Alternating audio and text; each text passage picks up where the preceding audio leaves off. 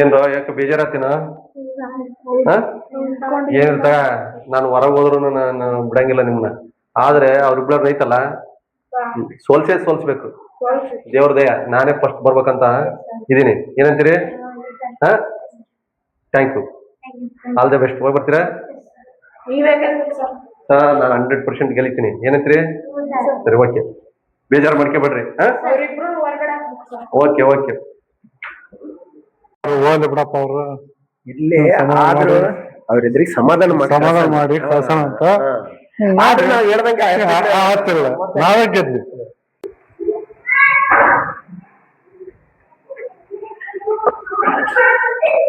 ಬೇಜಾರಾಗ್ಬೇಡ್ರಿ, ಅಳ್ಬೇಡ್ರಿ, ಚೆನ್ನಾಗಿ ಏನಪ್ಪಾ ತುಂಬಾ ಆಡಬಾರ್ದು, ಏನಾಗಲ್ಲ. ಇದು ಒಂದು ಗೇಮ್, ಆಯ್ತಾ? ಓಕೆ. ಇನ್ನು ಅವ್ರನ್ನ ಕಳಿಸುವಂತ ಸಮಯ. ನೀವು ಮನೆಯಿಂದ ಹೊರಗೆ ಬರ್ಬೋದು. ಬೇಜಾರಾಗ್ಬಿಡಿ. ಚೆನ್ನಾಗಿ ಕ್ಯಾಮ್ರಾ ಐತ ನೋಡಿ. ಹೊರ ಬಂದ್ಮೇಲೆ ನಿಮ್ಮನ್ನ ಭೇಟಿ ಆಗ್ತೇವೆ. ಹೊರ ಬಂದ ಭೇಟಿ ಆಗ್ತದ. ಹೊರ ಹುಟ್ಟಿದ್ರೆ ನೀವು ಗೆದ್ದಂಗೆ. ಬಾಯ್ ಬಾಯ್ ಬಾಯ್. ಬಿಗ್ ಬಾಸ್ ಮನೆಯಲ್ಲಿ ಹೋದಿರಲ್ಲ, ಏನ್ ಅನುಭವಗಳಾದವು ಜೀವನದಲ್ಲಿ? ಯಾವ ಟೈಪ್ ಆಯ್ತು ಅಂತ ಅನಿಸಿಕೆ ಏನಪ್ಪ ನಿಮ್ಮ ಅನಿಸಿಕೆಗಳು? ಹೇಗೆ ಅನಿಸ್ತು ನಿಮ್ಗೆ ಈ 60 ದಿನಗಳ ಜರ್ನಿ? ತುಂಬಾ ಅನುಭವ ಸರ್. ಅವರು ಬರೀ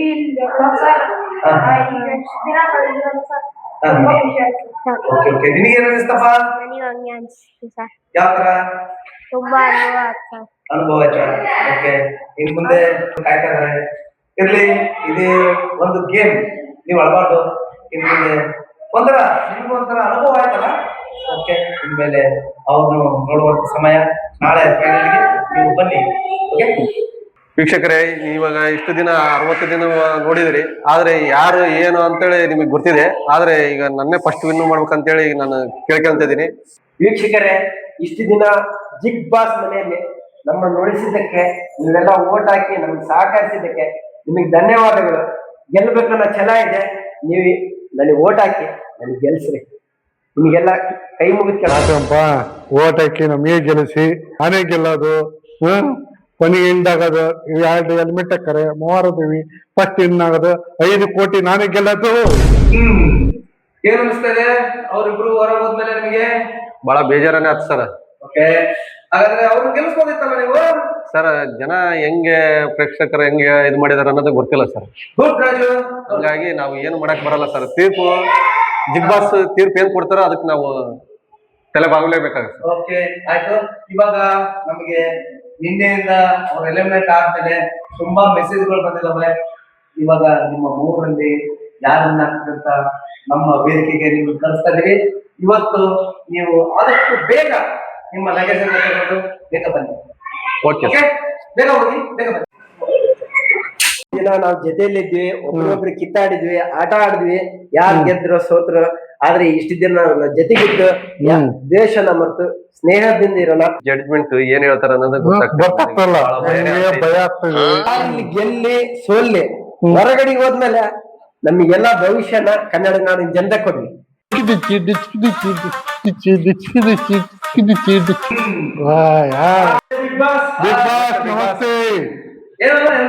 ತುಂಬಾ ಖುಷಿ ಕಾಣ್ತಾರೆ. ಗೆಲ್ಬೇಕಂತ ಜೋಶ್ ಇದೆ. ಬೇಗ